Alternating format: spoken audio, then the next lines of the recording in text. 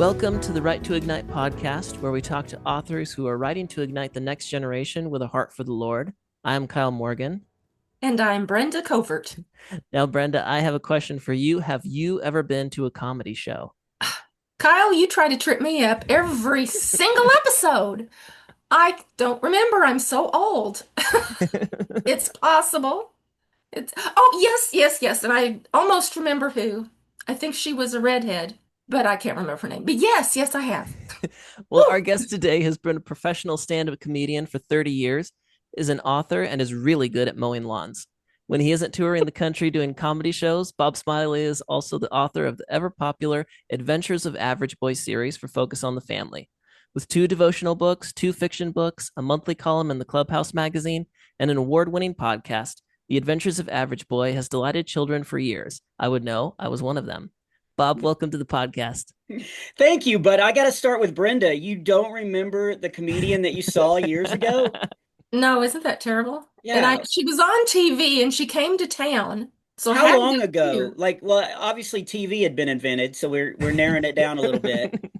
It wasn't Lucille Well, I think Ball, it was was it? pre-kids, so it was probably late 80s. Oh, okay, I couldn't help you. Yeah, I was in junior high during that time, Oh so man. yeah. I didn't even know about Christian comedy at that time. I didn't know that was a thing or anything. I shouldn't just take over the No, go interview, but ahead. the very first time that I heard about a Christian comedian was in college, and this girl came up. I was renting a duplex just off the campus where I was going to college, and I was cleaning the garage, and this girl came up and she handed me a cassette tape. You guys know what a cassette tape is, Kyle? I'll give you time to Google it. Yeah. Um, and so it was like a generic one. So it wasn't a cassette tape she had bought that she had, the term didn't, we didn't have the term burning stuff, until CDs, but she basically had dubbed like, and she goes, "This is a Christian comedian named Paul Aldridge. You need to listen to this because I think you could do this." And this is before I'd ever stepped on a stage or thought about doing comedy. And so I put the tape in, and it was hilarious. It was funny. There were songs, and I was like, and he said that it was being filmed at a church and all that. Well, then it ended, so I flipped the tape over, and I didn't know this, but it was George Carlin. Do you guys know who George Carlin is? Yes. Okay, and it was his famous bit, 7 words you can't tell on TV, which one, I had never heard of George Carlin before, and I definitely hadn't heard that very signature bit. So I still thought it was Paul Aldrich, and I thought it was the second half of his show. And so as I'm cleaning my garage, I'm like, man, I mean, he is saying you can't say these words on TV, but he sure is saying them a lot. And I was like, and then I started thinking, what kind of church is this that he can say all this stuff? And then this is my Texas mentality. I was like, well, he did say it's a church in California, so maybe so. Maybe that's allowed out there. But that was the first introduction to Christian comedy was Paul Aldridge and I guess George Carlin. Yeah. I think that might be the first time George Carlin's ever been called a Christian comedian. Yeah. Oh, and he would hate that. He would Yeah. absolutely hate that. The first time I went to a comedy show, it was on Mother's Day. I left my mom at our grandparents and I went to go see Tim Hawkins, and John Christ was opening for him. And so that was a while ago. Wow, that was a long time ago. That was Yeah. that was back in the day when John Christ opened for people. Yeah. Yes, exactly. I remember he was doing a youth event in my hometown, and he called me up and he was like, "Smiley, are you in town?" And I was like, "Yeah." And he goes, "Can you meet me at Cane's?" And we went to Cane's, and I'd met him a couple other times. So we were, in comics, like we instantly are like a band of brothers. So if I meet a comic, I feel like I've known him, forever. Like we instantly kind of like Brenda and her cat. Like when they get together, this isn't gonna be a video, is it? No. This is just audio only. Okay. That was so perfect. Like you cued the Yeah. cat for that. That was Now really good. let it be known that Josie the cat decided to come visit. Oh my goodness. That's great. I am not a cat person, but I totally get other people that are. I understand that not everybody can have self-esteem. Anyway, it would be funny if if her square just popped off. Like it was just like, it just went black. No, I'm just kidding. Don't say that because sometimes that happens to me. Everybody will think it's intentional. Why is your neighbor's Wi-Fi not good? No, not at all. Yeah, you got to talk to him about that. Like if you're gonna, so yeah, and so I drove over to this chicken place and met John, and he goes, "Hey man, can I pick your brain on how to do youth groups? Because I'm starting to get booked on all these youth groups." And so I sat there and told him all the little tricks and stuff, and I was like, "So you're doing this one, and then what are you doing?" And he goes, "Well, then I'm flying back to Colorado." It was back when he lived there, and he was like, "I'm opening for Seth Meyers, and then I'm flying out and doing another youth event." And I was like, "Whoa, hold on, you're opening for Seth Meyers?" And he was like, "Yeah, yeah, just he's doing a theater there." He was so humble about opening for Seth Meyers, and he was more interested in how I have these youth group shows because he always wants to do well at every venue he does. He's one of the hardest working dudes out there, and but I thought it was funny that he was there trying to pick my brain on how to do youth group events when he's about to open for Seth Meyers. Yeah, but It's like, yeah, but Seth Meyers probably doesn't know how to do youth group. mm, yeah, he would definitely struggle now because I've seen some of his material lately, but yeah, and Hawkins is the GOAT. I mean, he is. So your first concert might be the best concert you will ever see. I know. I hate to put that damper on you, but if you come see me, I'll try my best. But I can't sing about yoga pants or laugh at my own jokes like John Chris does. Yeah. So, so you were on Mike Naraki's Bible for Kids podcast a while ago, and you said that you had always wanted to write a comedy article for a magazine. That was like a bucket list of yours before Average Boy started. So was this before you decided to become a comedian, or was this while you were a comedian? How did that get started? That's a great question, Kyle. That bucket list started when I was in high school because I was reading two authors. I was reading a guy named Dave Barry, who wrote these just absurd, about anything articles, Yeah. and but they were hilarious. And then I was also reading a guy named Patrick F. McManus who wrote stories about when he was a kid uh, going hunting. And so I grew up this redneck kid way out in the country, and so I would read these books about this other kid out hunting, and they were hilarious. They were so funny, and about him fishing and all this kind of stuff. And so I grew up reading those two authors, and they cracked me up. And so before I ever thought about doing comedy or ever even dreamed that I might be able to, make people laugh outside of my small little town, one of my goals was I wanted to get one article published in any magazine. It could have been, any magazine out there, but I wanted to get one humor article like published somewhere. So that's where that started. Was I was reading those authors, and I was like, man, it'd be so cool to have something printed somewhere that maybe some kid would be reading and be laughing the way that I was with those other authors that had given me that gift.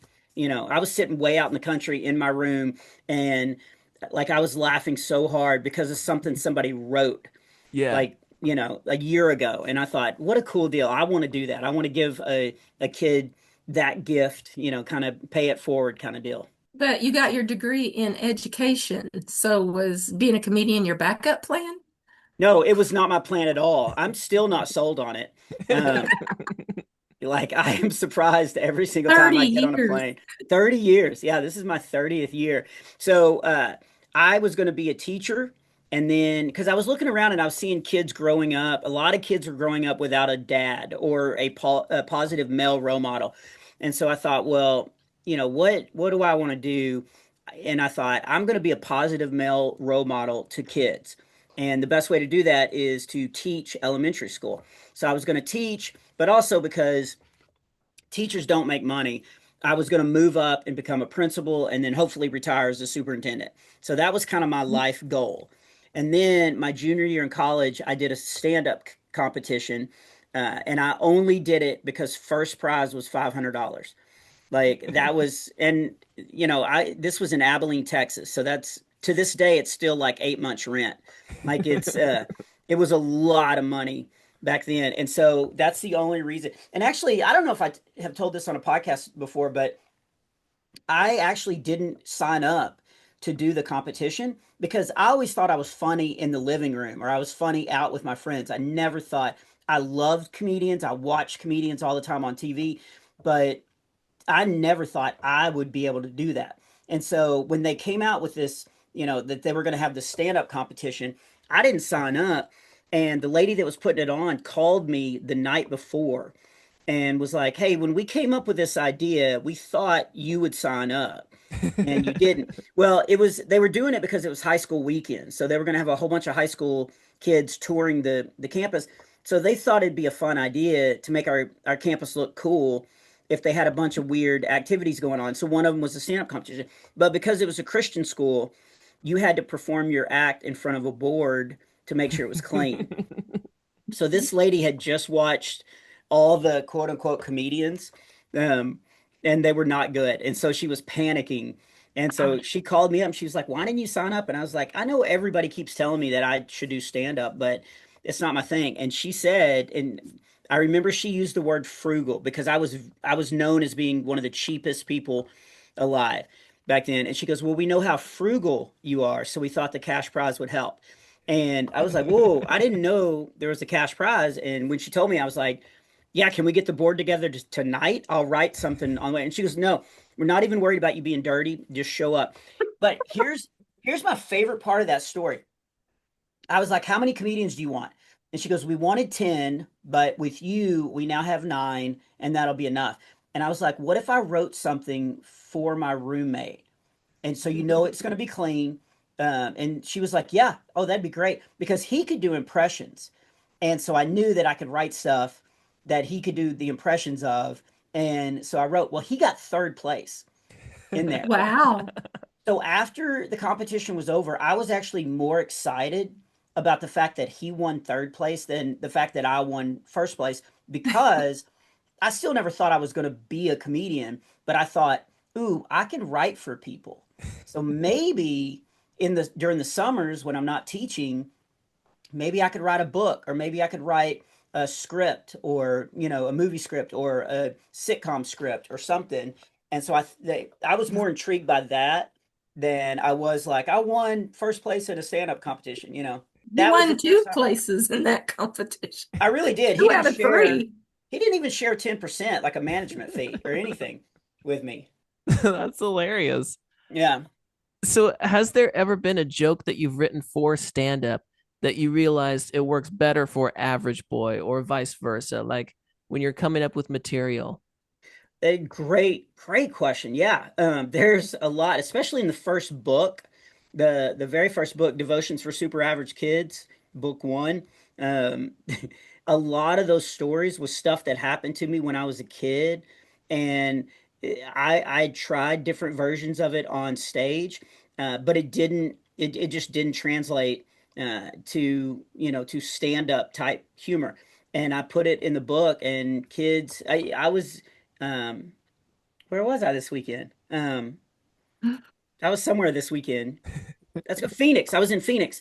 I remember it was hot. That's all I remember. But I was in Phoenix, and these average boy, these kids that listen to the podcast came up, and one kid, his favorite book was the very first one, and he was telling me the story about average boy putting a goldfish in the baptistry pool to try to keep it alive. And that's an example of a story that did not do well on stage, but I put it in the book, and kids love stories like that. Well, what I want to know is how do you recover if a joke doesn't land the way you expected it to? That's actually never happened, so I don't really know. Oh, Brenda, cool. what are you trying to imply? No, it happens all the time.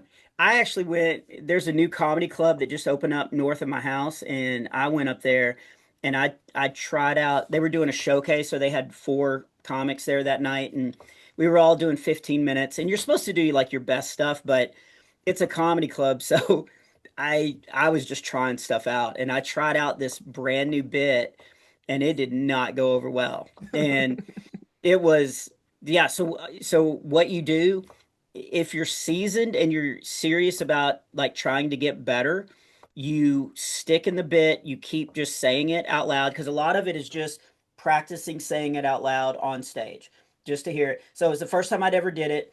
I did it. It was not getting the laughs where I thought it would get the laughs. Um, but I just stuck in it and told the whole bit. And it was a pretty long bit. Uh, and you just do it and you just die. You just die on stage. But then you get off stage and then you rewrite it, or maybe, like in this case, they laughed at like three places that I did not think people would laugh at. And so I really, when I was rewriting it, I leaned in on that. So then I flew out to Phoenix and I did the bit totally rewritten, totally with new jokes and stuff. And they recorded it. It was a little over 8 minutes and it was killer. So when I'm bombing, I try to think about like 4 shows later of how good this bit is going to do, but I have to bomb here so that I can see how to do it later. Most comics, and I did this for years, you just they call it flop sweating, where you just start sweating and you just skip it and go to something else, or you get flustered and quit your job and go back to teaching. So, yeah, that's what I would do. Yeah. Yeah, it can be. My wife has just started doing comedy. Well, actually a year now, but she did a bunch of comedy clubs with a friend of ours last summer, and it was grueling in parts because she was, trying to get stuff memorized and try to get used to saying it on stage. And there were times where, I mean, she came out pretty strong from the beginning, but there were some, bits that didn't fly, and I was like, you got to just sit in it. Like you got to just go through it. You don't let it throw you, and just, look at it as practice and get better and stuff. And yeah, it's so difficult. Yeah, I can imagine. Question to go. I mean, Oh we yeah. should be talking about writing, but I'm really fascinated with the comedian stuff. So, as a Christian comedian playing in, I would say, mostly Christian places, do you ever get heckled? Oh yeah, yeah. I don't get heckled as much now because I think two things are involved. One, people are usually coming to my shows because they know me. They know of my, vast body of work, and so they trust me. When I first started out, people they didn't know who I was and they didn't know, what to expect. And so I did a lot of shows with people sitting there with their arms folded, like, all right, we're going to be watching you. If you say something that offends us, we're ready to walk out, or that. So I think that's We one dare is, you to be funny. yeah, yeah, make me Dare you to make laugh. me laugh. Make me laugh, circus monkey. Come on, dance for me. Yeah, and so now they're coming because they're fans. And so I don't get heckled a lot because of that. Um, Also, I think they trust me, but also I think I come out guns a blazing, and so I don't leave a lot of room for people to heckle me. And the people that do, they find out pretty quickly, like you really don't want to do that because I know how to handle it. I've got the mic, so if it does happen, it hadn't happened in, man, I probably hadn't been heckled in 3 years. Um, but yeah, early on, man, I would get heckled, and especially because I was doing a lot of youth events, and so high school Oh, kids, they have yeah, no filter at yeah. all. And it was tough because you had to be careful because you don't want to be too mean, like tagging them back, because then people start to feel bad for the people in the audience, even though they're disrupting your job. Um, the best example was I was doing this big youth conference at a festival, and so it was like 800 kids in a tent. There were no chairs, so all the kids were sitting on the like dirt, and they were packed into this tent. And this girl down front would not quit talking to me. She kept shouting stuff out, and it was breaking up my rhythm. And it was like year 2 of doing stand up, so I still felt like an imposter. I didn't feel like I knew how to do stand up, and it was boiling hot, and I was tired. And so I don't remember what I said, but I turned and like slammed her, like to get her to shut up because she wouldn't. And her youth leader was sitting like 2 people away from her, and he wasn't telling her to be quiet. And so I slammed her, and she started crying, and she stood up And I mean, she was sobbing and she started heckling me all the way to try to get out of the back of the tent. So the worst part was it took her forever because she would be going, you're a mean person. Excuse me, can I step over here? You are the worst person. I can you move that bag? I need to go. You're like, so she heckled me for like 4 minutes all the way out. And I was like, well, later the youth leader came up to me and he was like, hey, you really hurt her feelings. And I was like, are you the youth leader? And he was like, yeah. And I was like, why didn't you stop her? Like she was tanking the show Yeah. and you didn't do anything. And he was like, well, she's bipolar.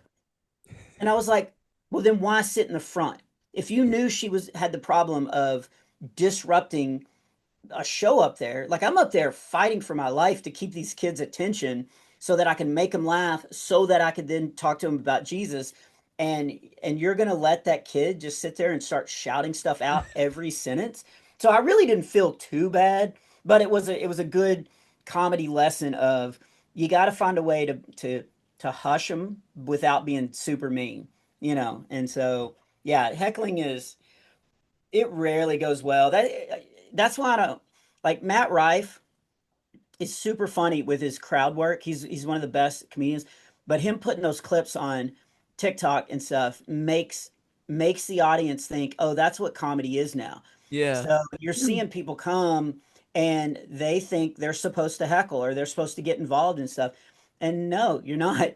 Like we work really hard on crafting our jokes and our shows and stuff. Let us come entertain you. You don't need to worry about being a part of the show. Yeah, and I love that you were saying that get them laughing so you can tell them about Jesus. I know, whatever special I've seen of yours, you're always talking about the gospel. And in Yeah. Average Boy, you're always talking about the gospel. And so I wondered when you're writing a chapter or a book, how do you look at the percentage and of jokes to, Bible lessons? Like how do you find that balance? And are there times where they're like, maybe cut back on the jokes here or maybe add a few jokes here?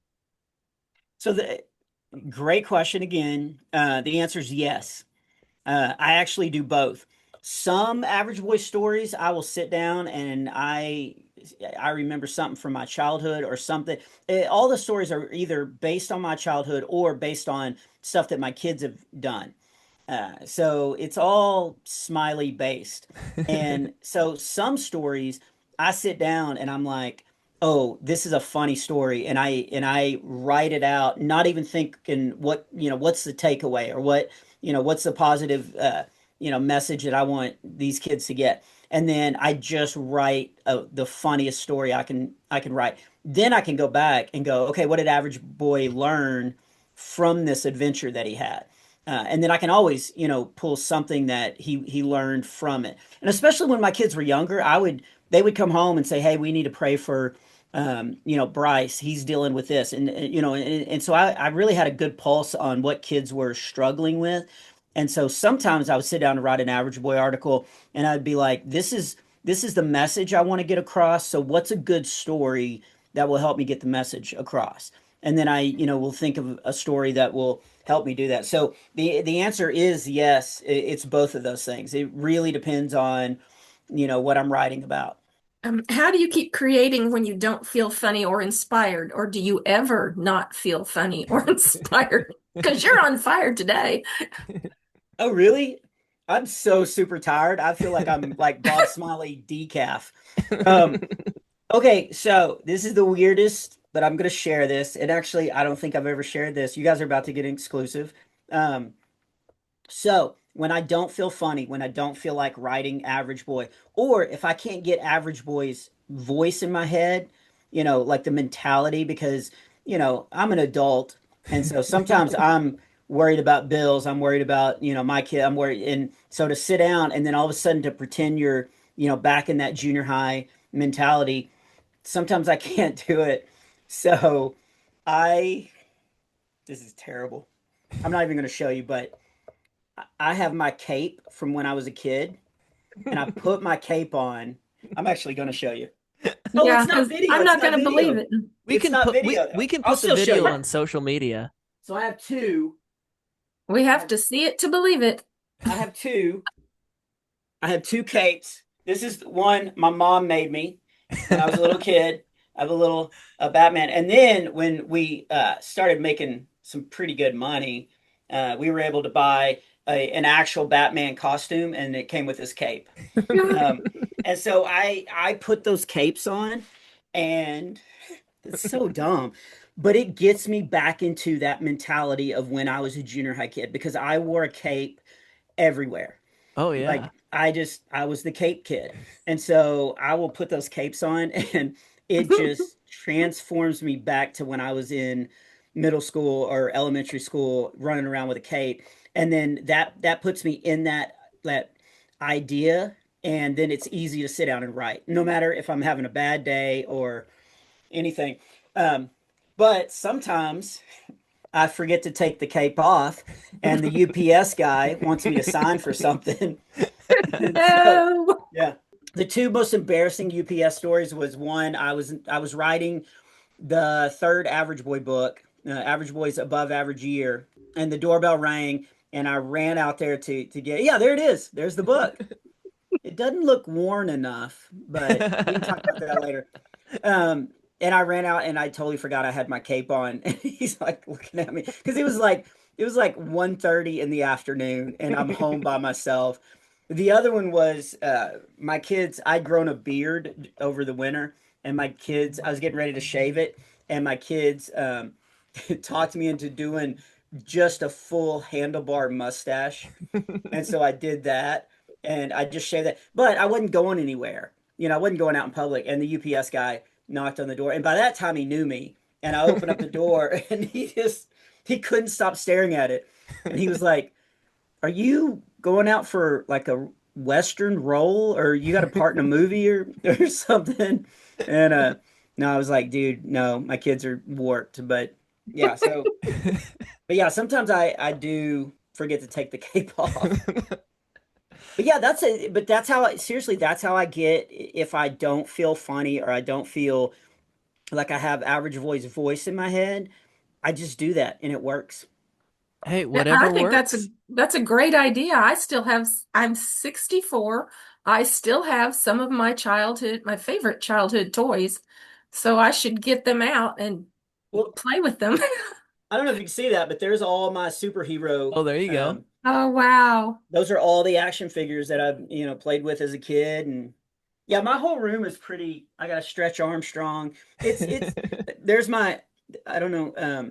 That's my Darth Vader case that has all my Star Wars action figures in it and stuff. And yeah, my whole room is kind of like a toy box. So I didn't think about that, but that probably helps too. Yeah, I think Yeah. Yeah. so. I've got you guys beat. I am living right now in my childhood bedroom, so it's easy for me to write Oh, for no children. way. But I mean, that's the beauty of being a failure to launch. It's you got Oh my gosh. This hadn't been in the way, has it? This the trophy that we got for best podcast for the Average Boy podcast.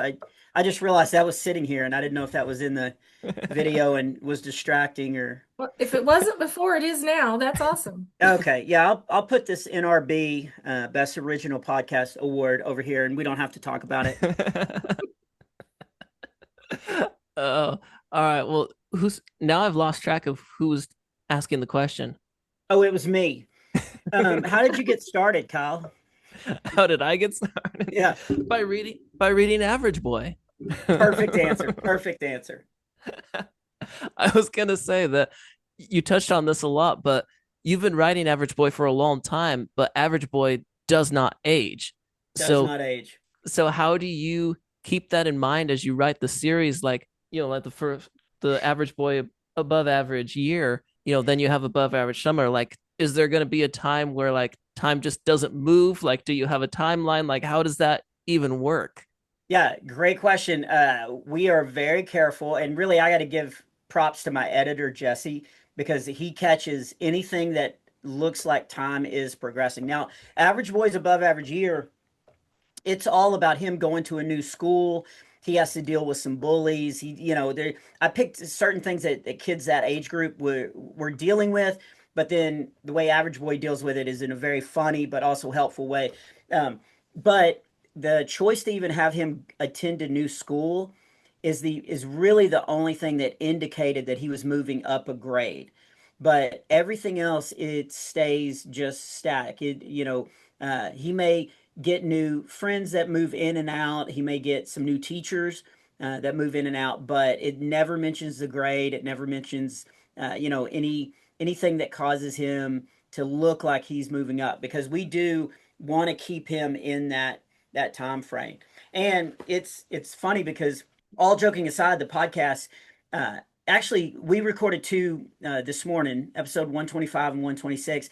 And at the end of it, the Focus guy told us that we hit number 94 in kids and family podcast, Oh, wow. of everything, not Christian, not, but in kids and family podcasts, which includes Disney and, everything. We hit number 94. So we got in the top 100, which is insane. So as we move forward and are getting more and more listeners, I'm getting, and this really started happening about a year ago. I'm getting more families bringing their kids to my comedy show, because I do the voice of Average Boy, because I sound like a junior high kid, you know. In fact, really quick story, but the first time we went to record, because Average Boy is a middle school kid, I thought his voice should be way up high like this, and so I started to go, hey everybody, welcome to the official Average Boy podcast, and the producer was like, hey Bob, no, you can use your real voice, and I go, no, he's supposed to be a junior high kid, and the producer goes, yeah, we're good, still rolling, and I was like, oh, what a slam. But because I do the voice of Average Boy, parents will bring their kids to my comedy show, and I'll walk out and start talking, and I can see kids who don't know that I'm Average Boy. I can see them looking at their parents going, he sounds like Average Boy. And then I can see parents going, that is Average Boy. But then here's the bad part. Then I see the disappointment on their faces of like, that's the real Average Boy? I thought he was shorter, like. Like Tim Allen tells the story that he said this one kid, he did the voice of Buzz Lightyear, and this one kid's like, Mommy, that ugly man ate Buzz. Yeah, it's really hard to walk that line of, I am a grown adult playing this character. So how real do we do it? So I'm on Cameo. Do you guys know what that is? Where like Yeah. people will get you to do birthday wishes and stuff. I actually just did one last week. This kid was getting baptized, and his dad wanted Average Boy to do a cameo for him. And so I have to always, anytime I have to do those kind of cameos, I have to ask, like, do you want me just to put, Average Boy, like, you can see in the background, Average Boy just in front of the camera and me talk off camera? Or do you want it to be me talking? This time they were like, oh, no, no, no. Yeah, he's also a fan of your comedy. So do it, but do it as Average Boy. So, I did a total, you know, Average Boy deal. So, yeah, it's a weird, it's a fine line to walk, but so far it's been good. That's so cool. You touched a little bit on this, but what is your favorite fan experience or story about Average Boy? And I like that you were saying you're starting to get recognized more for Average Boy than the comedy. That's really cool. Yeah. Yeah. Or it means my comedy career is in the, dumpster. But yeah, let's be positive. Let's think that way. Uh I had a mom bring each mom brought her son to a show, and the kids had made Average Boy shirts with some of Average Boy's sayings on them. And then the mom's shirts, I think, said "No more Jesse jokes," which, if you listen to the podcast, like, is a great inside joke. Average Boy does not like Jesse jokes, and uh, so one, I was floored by all that they had taken the time to make their own shirts and all that, and the kids were just the coolest. They were so excited and everything. And then as the kids went over to, I don't know, do something, the moms told me that they were struggling in school because they're being targeted for being Mm. good Christian kids, and they're getting bullied a lot, and they're getting, all that kind of stuff. And so the moms were thanking me. And as a parent, to get a thank you from another parent, because I helped their kid through some rough times.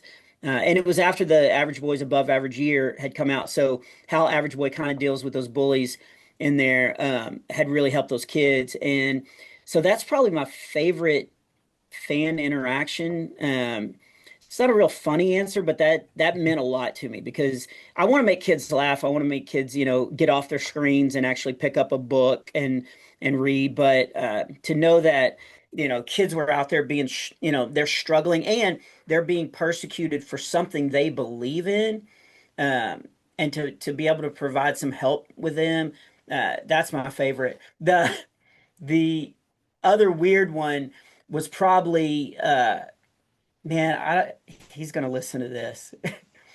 I was doing a show. I'm gonna say it. I was doing a show recently, and the pastor of the church took me out to eat before the show, and he kind of warned me, but he's like, my son and my wife are going to join us, and my son is a huge Average Boy fan. So from the time I got to the restaurant and sat down, I didn't get to talk to anybody else.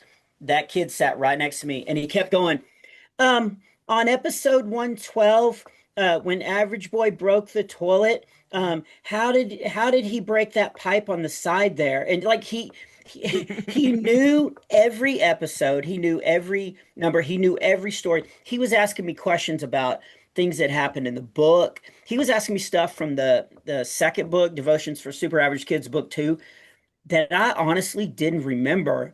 And or I remembered the real story of what happened to me when I was a kid, but I couldn't remember how I wrote it in the Average Boy story. And so he was just such a diehard fan, but it was exhausting because it was an hour-long meal of him just nonstop.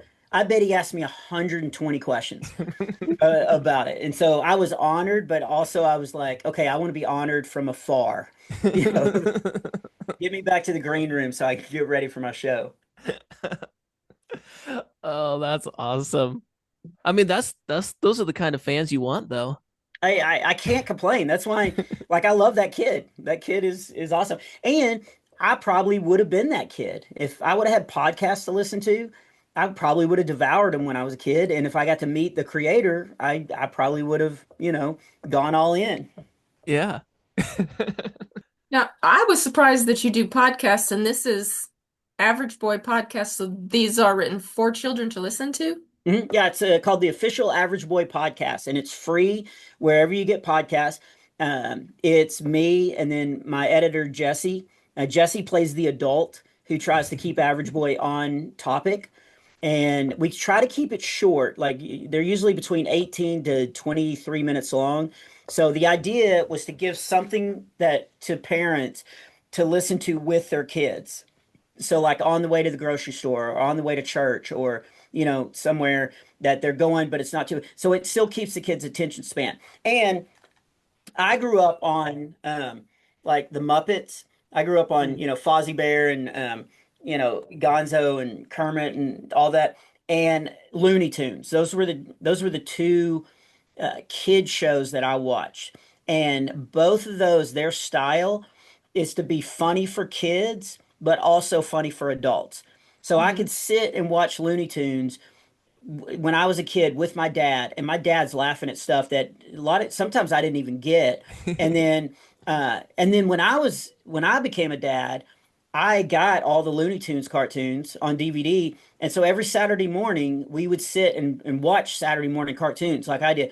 And so I got to experience both sides of it. There were times where I was laughing, going, oh my gosh, that is really funny. And my kids just think the cartoon part's cool. So we try to do that with Average Boy too. We try to have it where it's funny for adults, but also funny for kids. Um, that's why Jesse tells, dumb dad jokes, his Jesse jokes and stuff. And we've got a lot of running gags in there, the way the Muppets used to do. And yeah, we got a lot of recurring characters. And so, yeah, it's just a fun thing to give the parents another tool to help encourage their kids. And it's written just like the Average Boy books. It's a funny story. Average Boy's telling a funny story, but there's some kind of takeaway. And we always give a scripture that kind of backs up what Average Boy's action was and why. So yeah, the podcast is a blast. Yeah, I Yeah. think back in the day, a long, long time ago, we had like radio dramas, Yeah. like was it Odyssey or something? So I didn't even realize. I mean, that you had to Adventures be in Odyssey, yeah. listening at a Adventures in specific Odyssey, time. yeah.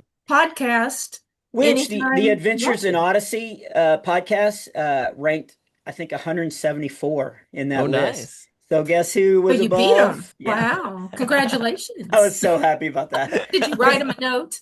Well, some of the same producers were in the room when we were recording this morning, and so I was like, it looks like they gave the movie to the wrong person because Adventures in Odyssey has a movie coming out, and I was like, uh, is Average Boy next? Because we're Uh, doing pretty well. well, that was one of my questions actually. Mhm. Is there going to be an Average Boy movie or TV show? It's taking off. We have talked about doing a cartoon or a claymation, uh, and we have gone back and forth, back and forth. It really comes down to having the budget to do it. But if the podcast keeps doing well and the books are all doing really, really well, so if it keeps the momentum keeps going, when the fifth book comes out, if it does as well as the last two. I think that's the next step is to, do at least a limited series that we Yeah. put out of an Average Boy, like a little cartoon or something. But yeah, it would be great. And the best part is I've got 28 years of stories that I've been writing for Average Boy that we could turn into, quite a bit of series. Yeah. And the Dead Sea Squirrels, they have a animated show, so why Yeah. not? Yeah, they have. So honestly, this Adventures in Odyssey movie, if it does well, I really do think Average Boy is on the batter's deck. Yeah, I love that. That's awesome. Now listen, did your mom ever imagine that you could come up with as many stories as you have over all these years? Yeah, my mom knew. My mom has always been my biggest fan. Like she thought I was incredibly funny. When she was up at the principal's office explaining why I got in trouble, she knew that I had been given a gift early on. So yeah, my parents have always been very, very supportive, and my dad is one of the funniest people I've ever met in my life. And so, yeah, doing comedy is a pretty natural thing to a smiley boy. So it wasn't a shock that I went into comedy or ended up doing this at all. I used to have a job where I would write three reading comprehensions, so try to do fun little stories for kids a week. And my mom didn't think I could last a year. She didn't imagine that I could come up with that many. And I did that job for almost 9 years. So Oh wow, yeah, that was yeah. a lot of stories. Well, I was gonna say, and my mom, she does say this a lot on the phone. She's like, I'm so proud of you of how you've taken this series and turned it into something, so big. And she has said recently, the fact that you're still able to write such good stories and stuff. But I gotta credit them because I grew up way out in the country, and so instead of sitting and watching movies and TV shows, I was out walking the creek and walking through woods, and I was out like creating adventures that now I can just draw on, for who knows how long. I love that. I was gonna ask, is there a author right now? It could be kids, it could be, for adults that you're loving what they're doing right now. Oh man, that is a great question, and I'm not going to have a good answer for you. Um, I actually was just talking to my oldest son about this. I used to devour books. I used to just read. I was always reading, usually three books at a time. And I had different times that I was reading them during the day and stuff. And about 2 years ago, I just quit reading. And I quit. And I like this is a horrible thing to say on a podcast that's about writers and me being one of them. But I just realized like recently that I'm putting out the Average Boy Clubhouse Magazine article. I'm putting out two scripts a month for the podcast script. I'm writing new material for my shows constantly. I'm working on a TV sitcom. Or not, it's not a sitcom because it's not a comedy. But I'm writing on a TV show that we're getting ready to start shooting. So I am writing so much and have been for the past year that when I sit down to veg out, I just want to sit and talk to my wife or like I used to read at night when I get in bed, and now we just get in bed and we just talk, and until we get tired or until I get tired and go to sleep. She's probably still in there talking right now. But we I'm making this into a whole like plot, but the answer is no, I don't. I haven't read anything. I just recently, so I'm going to start reading again, and I think it's in my bedroom actually. But I grew up watching a show called The Banana Splits, and it was like a Saturday morning show. And I just got an autobiography for the actor that played Bingo in The Banana Splits. So that's the book I'm starting with. And then I'm going to get back into, reading all. And so if you'll have me on in a year, I'll have a better answer for that. There you go. Well, Yeah, it's a terrible. I don't read. it sounds like you're reading your stuff, so it sounds like you are your favorite author right now. Yeah, as should be all of us in this triangle. Brenda, you want to get your cat back so we can have four? Yeah, I am going to get back into reading, and my schedule's kind of slowing down as I go into the summer, so I'll have a little more time to kind of see what's out there. But yeah, right now I'm just trying to create and not consume. Yeah. Well, then I appreciate you reading my manuscript even more then. Yeah, that was great because a couple of days ago I was having a real hard time going to sleep.